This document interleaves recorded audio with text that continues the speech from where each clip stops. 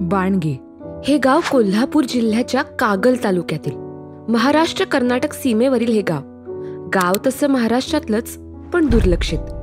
सीमेवरील गावाच्या वाट्याला हे गृहीतच असावं, तसं आम्ही धड इकडचे ना तिकडचे अशी लोकांची भावना. गावात सरकारी सेवा पण कमीच, आरोग्य सेवा सुविधांची अवस्था तीच. त्यामुळे बहुतांश लोक कर्नाटकातील गावात म्हणजे निपाणीला जातात. करीना सचिन गोसावी. करीनाताईंचे हे तिसरे बाळंतपण. 2च मुलांवर कुटुंब नियोजन शस्त्रक्रिया करायला जवळच्या पिंपळगाव प्राथमिक आरोग्य केंद्रात 4 ते 5 वेळा केल्या, पण बीपी वाढतंय म्हणून कुटुंब नियोजन शस्त्रक्रिया केली नाही. पिंपळगावच्या प्राथमिक आरोग्य केंद्रात बाळंतपण होत नाही म्हणून त्या कर्नाटकातल्या निपाणीच्या खासगी दवाखान्यातून उपचार घेत होत्या. अचानक 8व्या महिन्यात चक्कर आली म्हणून दवाखान्यात ऍडमिट केलं, पण दवाखान्यात असतानाच त्यांना पुन्हा चक्कर आली आणि त्या पोटावर पडल्या, बेशुद्धही झाल्या. तिथं जाऊन विचारा लघवी रक्त ही तपासून ही सनाई लावा, ते रक्त वाढते सनाई लावा ही करा म्हणून सांगितलं होतं. तिथं गेलतो, तिथं ज्या म्हणले आता डिलिव्हरीची सोय बंद केली, ऑपरेशनची सोय बंद केल्या, सगळं बंद केलं, आता हाय ते पेशंट तेच आम्ही घेणार आहे असं म्हणले ते. मग तिथं आम्ही का 2 जागा 3-4 जागा गेलतो तर तिथं काय घ्या नाही. ती म्हणजे नाही करणार ही नाही, तुम्ही तिथं जा, कुठं बी डिलिव्हर करा, कुठं बी जा. तातडीची परिस्थिती म्हणून त्यांना निपाणीच्या सरकारी दवाखान्यात, तिथून पुढे बेळगावच्या सरकारी दवाखान्यात पाठवलं. तिथे बाळंतपण झालं आणि मृत बाळ जन्माला आलं. ते आलता तिथनं मग काढून इथं ते बेळगावमध्ये नेल्यात. मग तिथं नेल्यावर मग दुपारी 2 वाजता डिलिव्हरी झाली. मग मला काय सूदच नव्हत्या, मला काय आठवण ना कायच नाही. नंतर 2 महिन्यांनी कुटुंब नियोजन शस्त्रक्रिया केली. बीपी वाढून चक्कर आली. तेव्हापासून ताईंच्या डोळ्यांची दृष्टी कमी झालीये म्हणून डोळ्यांचे ऑपरेशन केले. ऑपरेशन केलं, आता 2 महिने झालं मला ऑपरेशन करतो. ते झटका आलत का नाही, त्या दिवशी बीपी वाढल्या, त्यामुळे माझ्या नजरला कमी आलं म्हणून सांगितलं डॉक्टरने. निपाणीतून सरकारी दवाखान्यातून रेफर करत असताना कुटुंबातील लोकांनी कोल्हापूरच्या हॉस्पिटलमध्ये जाण्याचा पर्याय दिला, पण दुसरे राज्य असल्याने आम्ही जबाबदारी घेणार नाही आणि ॲम्ब्युलन्स पण देता येणार नाही म्हणून सांगितलं.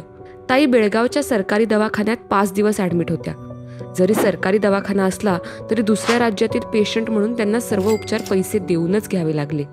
चक्कर आली आणि बीपी 260 काहीतरी अशी झाली आणि बेळगावल्या. मी म्हणलं आम्ही शिप्याला नेता म्हणा. ते म्हणले शिप्याला तुम्ही घेऊन गेला असा तर आमची ते काय ते गाडीचे त्यांची ॲम्ब्युलन्स काय आमची येणार नाही. कोल्हापूरला नेले की आमची गाडी येत नाही आणि पेशंटला काय झालं तर आमच्यावर जबाबदारी तुम्ही टाकू नका. बेळगाव नेलं तर आमची सगळी सोय असते म्हणल्या, गाडी ॲम्ब्युलन्समध्ये सगळी सोय असते म्हणल्या, आम्ही बघता म्हणला. इकडे तुम्ही कोल्हापूर नेल्या तुमच्या प्रायव्हेट गाडीवर तुम्ही न्या, हे असा विषय झाला. मग म्हणून आम्ही बेळगाव तिकडं हे केलं. तिथं आम्हाला तिथं काय समजेना, 5-7 दिवस काय कन्नड बोलतात आम्हाला काय समजायचं. बाळंतपणासाठी 70,000, कुटुंब नियोजनाच्या शस्त्रक्रियेला 20,000, दरम्यान डोळ्यांच्या ऑपरेशनचा 20,000, असा 1 लाखापेक्षा जास्त खर्च आला. कुटुंबाची आर्थिक परिस्थिती बेताचीच. ताईंचे पती आणि सासरे भंगार गोळा करणे, केस गोळा करून ते विकून त्यावर घर चालवतायत. या दवाखान्यासाठी त्यांना 5% व्याजाने कर्ज काढावं लागलं. कसा भागवला सगळा खर्च? कुठे व्याजाने पैसे काढले गावातल्या लोकांचं काय करायचं? किती टक्के व्याज? 5%, महिन्याला 5%. तुम्ही काय काम करता? भंगार.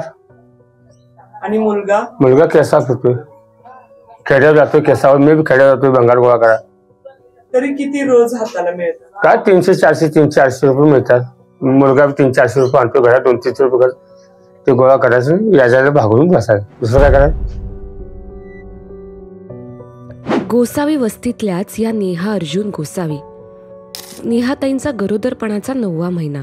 आपल्या वहिनीला म्हणजे करीनाताईंना झालेला त्रास बघितल्यावर निपाणीमधील उपचार त्यांनी थांबवले आणि कागलमधील पिंपळगाव प्राथमिक आरोग्य केंद्रात उपचार घ्यायला सुरुवात केली.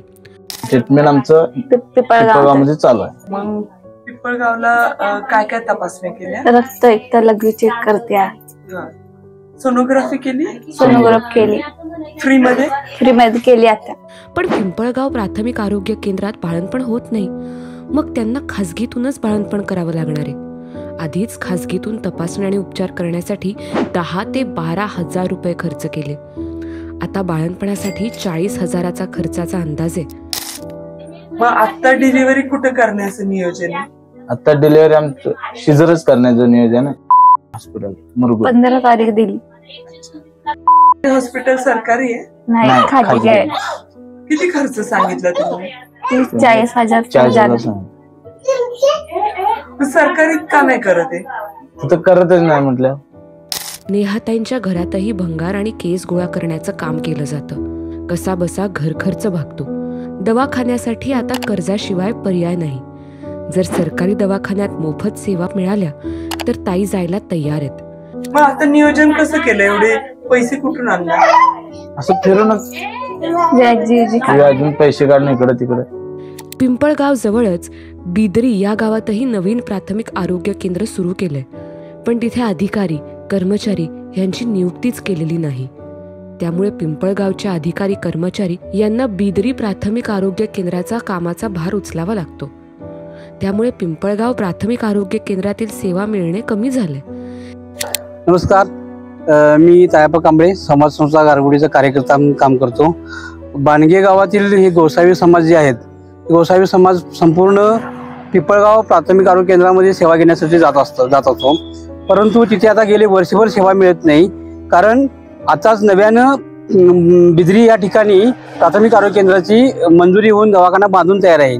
पण त्या प्राथमिक आरोग्य केंद्रामध्ये नवीन मनुष्यबळाची कोणतीही तरतूद केली नसल्यामुळे प्राथमिक आरोग्य केंद्र पिंपळगावमध्ये सगळे वैद्यकीय अधिकाऱ्यापासून इतर सर्व कर्मचारी हे बिदरीच्या ठिकाणी सेवा देतात. आणि मग प्राथमिक आरोग्य केंद्र पिंपळगाव अंतर्गत येणारी लोक जे आहेत ते तिथे पिंपळगावला गेले की जिथे त्यांना सेवा दिली जात नाही. इव्हन त्यांना फॅमिली प्लॅनिंगचं ऑपरेशन हे गेले वर्षभरापासून बंद आहे. त्याचबरोबर गोसावी समाज या नात्यानं त्या महिलांच्याकडे बघण्याचा दृष्टिकोन पण वेगळा आहे डॉक्टरांच्या सहित. आणि म्हणून त्यांना जी सेवा नाकारली जाते आणि लोकांना नाहक विनाकारण भुर्दंड सोसावा लागतो, आर्थिक भुर्दंड. त्यांना सीमेलगत निपाणी या ठिकाणी पाठवलं जातं आणि निपाणी हे कर्नाटक राज्यामध्ये येतं. आणि त्यामुळे तिथून रेफर होणारे जे लोक आहेत ते संपूर्ण बेळगावला होतात. आणि हे लोक महाराष्ट्रीयन असल्यामुळं त्यांना पुढे जाऊन त्या भाषेचा पण प्रॉब्लेम होतो. तिथे कोणत्या प्रकारची सेवा दिली जाते, काय लोक डॉक्टर बोलले जातात हे कोणालाही काय कळत नाही. त्यामुळे ती एक अडचण होती. आणि तिथं विनाकारण लोकांचे आणि ते महाराष्ट्र सरकार असल्यामुळे, कर्नाटक सरकार असल्यामुळे महाराष्ट्रातील कागदपत्र ह्या लोकांचे असल्यामुळे तिथे त्यांना सेवा मोफत मिळत नाही सरकारीमध्ये असून सुद्धा. आणि त्यांना मग एका डिलिव्हरीसाठी 40,000, 50,000 ते 80,000, 1,00,000पर्यंत खर्च करावा लागतो. ही एक अडचण आहे. जर प्राधान्याने पिंपळगावमध्ये वैद्यकीय अधिकारी नसतातच असं दिसून येतं. आणि असले तर मग ते ह्या लोकांची सेवा नाकारली जाते त्यांच्याकडून. सीमावर्ती भागातील गावांमध्ये किमान सरकारी आरोग्य व इतर सेवा मिळतील का, हा प्रश्न कित्येक वर्षांपासून अनुत्तरितच राहिलाय. महाराष्ट्र कर्नाटक सीमेवरील गावांची अवस्था ना घर ना घाटका अशी झाली आहे. त्यामुळे स्थानिक लोक होणारा त्रास सहन करत आले दिवस काढतायत. हे सीमावर्ती गावातील लोक मुख्य प्रवाहात येतील की असेच परिघावर राहून कोणते सरकार आपल्यासाठी सेवा देईल याची अजून किती वाट पाहतील.